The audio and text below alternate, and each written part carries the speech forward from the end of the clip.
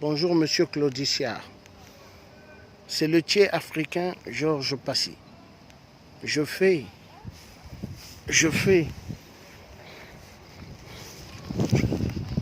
ce direct. Je fais cette vidéo. C'est pour vous dire ceci. Vous devez être clair. Clair vis-à-vis de la cause du peuple noir. La France a tant fait du mal, l'esclavagisme. Elle n'a jamais demandé pardon. Ainsi que l'histoire des tirailleurs africains qui sont morts pour libérer la France.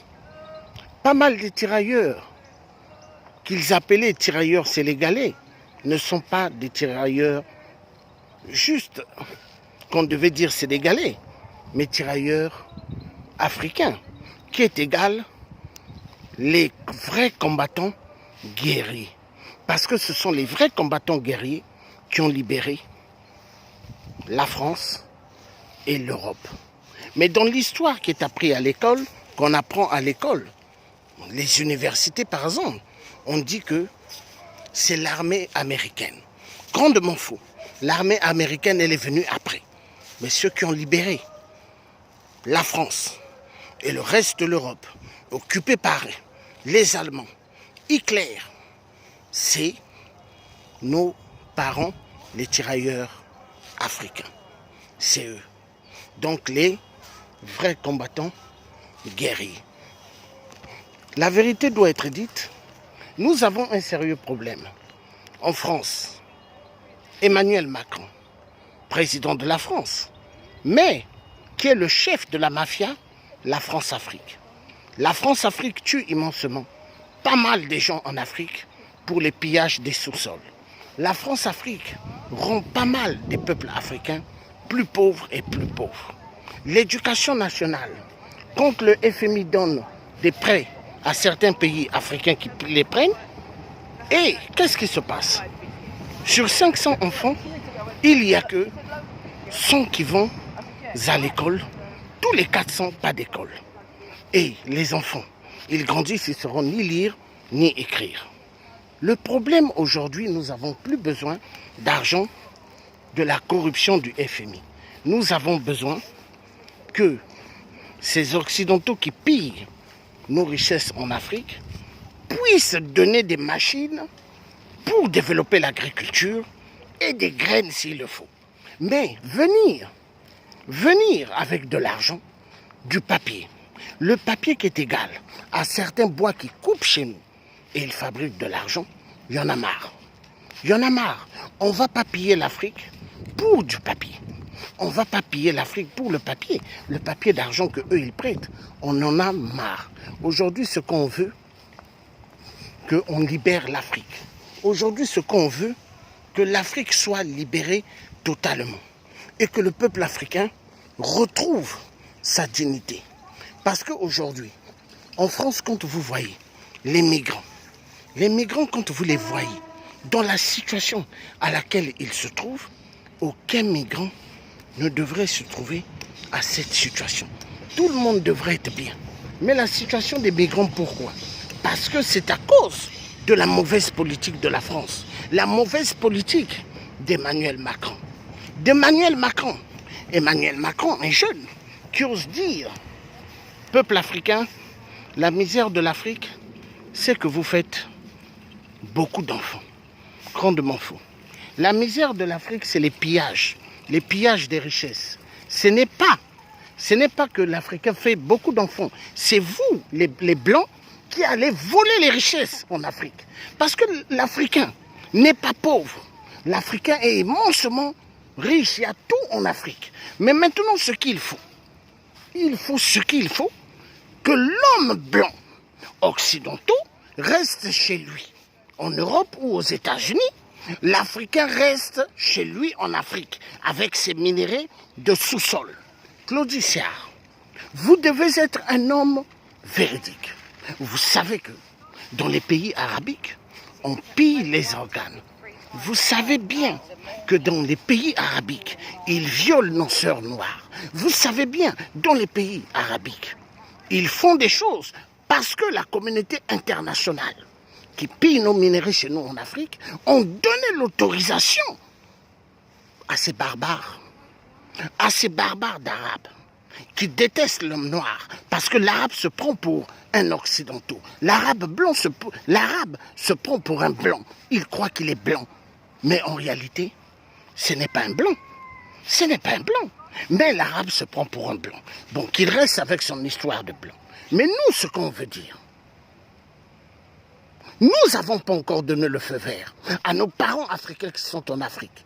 Mais si l'homme arabe continue à castrer nos femmes dans des maisons, à les violer et à les découper les pieds ou à les couper à les tuer et enlever leurs organes pour les revendre, nous, ce que nous allons faire, on va commencer maintenant à envoyer des feux verts de commencer à s'occuper des Arabes dans nos sols en Afrique. Le message est clair. Maintenant, ce qu'il y a à dire, Monsieur Claudiciard, vous travaillez dans une boîte radio journaliste, vous êtes un entier.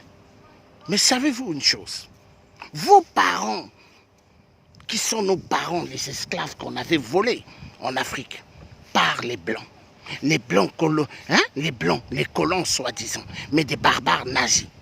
Oui, ce sont des nazis. Et les multinationales qui tuent en Afrique, ce sont les arrière-petits-fils d'Hitler, général de Gaulle, et Pétain, Charles Pétain. Et ce sont les arrière-petits-fils de, comment on l'appelle, de Debraza. Donc vous voyez, il y a cela. Et Emmanuel Macron, il fait partie. Maintenant, ce que vous devrez comprendre, que nous, on ne va pas continuer à accepter les conneries. Maintenant, ce qu'il faut, l'homme blanc doit rester chez lui, l'homme noir chez lui avec ses richesses minières. Parce que l'Afrique n'est pas pauvre. L'Afrique est immensement riche. L'homme blanc chez lui et l'homme noir chez lui. Et comme ça, on va voir qui aura besoin de qui.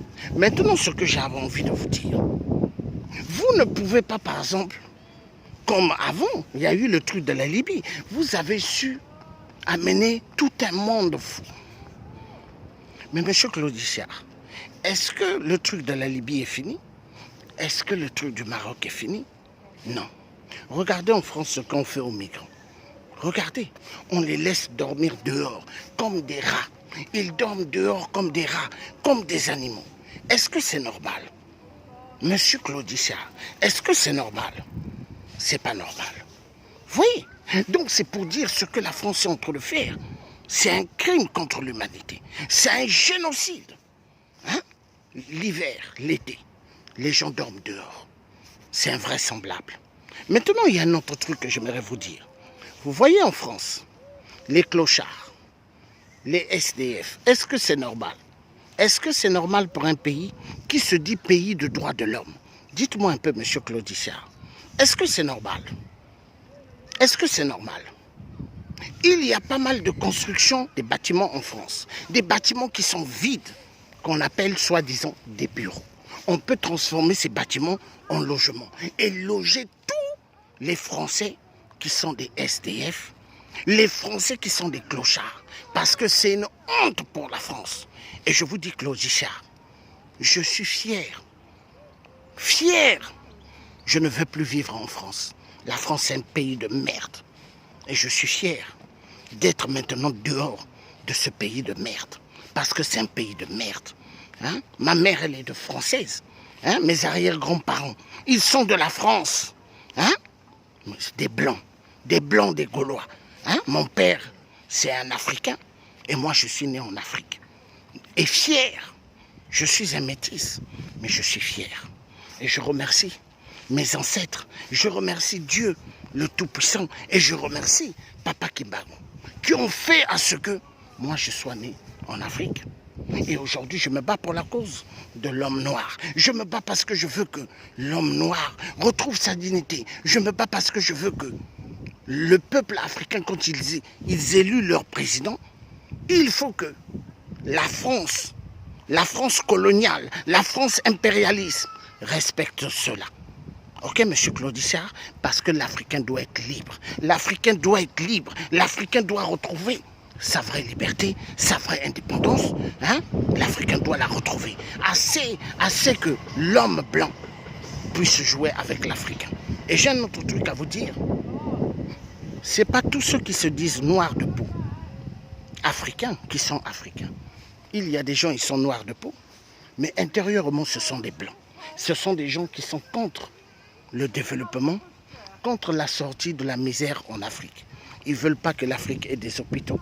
Ils ne veulent pas que l'Afrique, qu'il y ait des écoles. Ils ne veulent pas qu'en Afrique, qu'il y ait ce qu'on appelle le développement. Leur objectif, c'est de voir une Afrique misérable, une Afrique où les gens vont mourir comme des fourmis, parce qu'en Afrique, pour un simple cachet de Nivaquine, les gens tombent. Pour simple cachet d'aspirine, il y a des gens qui décèdent. Simple problème de perfusion, piqûre, vu, il n'y a pas. Les seringues, il n'y a pas. Tout, il faut aller payer dans les pharmacies. Et les pays regorgent immensement des richesses, le pétrole. Vous savez, le pétrole qui est pillé en Afrique, les gens ne connaissent même pas les quantités des barils que Total tire en Afrique. Ils ne connaissent pas. Les barils à l'époque que Elf tirait, personne ne connaissait. Vous voyez? Donc c'est pour vous dire, l'Afrique est dans une phase terrible avec cette histoire de Elf Aquitaine avant et l'histoire maintenant de Total. Ceux qui volent nos richesses en Afrique. Hein? Mais attendez, mais c'est quoi? Donc Claude Issard, voilà ce que j'avais envie de vous dire. Le tiers africain a fini de vous donner un message, mais soyez vraiment clairs, parce que vous ne pouvez pas vous battre pour la cause de l'homme noir, comme vous dites, et après rentrer dans l'avion d'Emmanuel Macron pour aller en Afrique avec lui. Hein? Là, vous ne faites pas le boulot de l'homme noir, mais là, vous êtes en train de faire le boulot de Macron, Jupiter, le roi dictateur, le mafieux, et le chef de la France-Afrique. Voilà, monsieur Claude Issard, ce que j'avais envie de dire. Merci. Bye bye.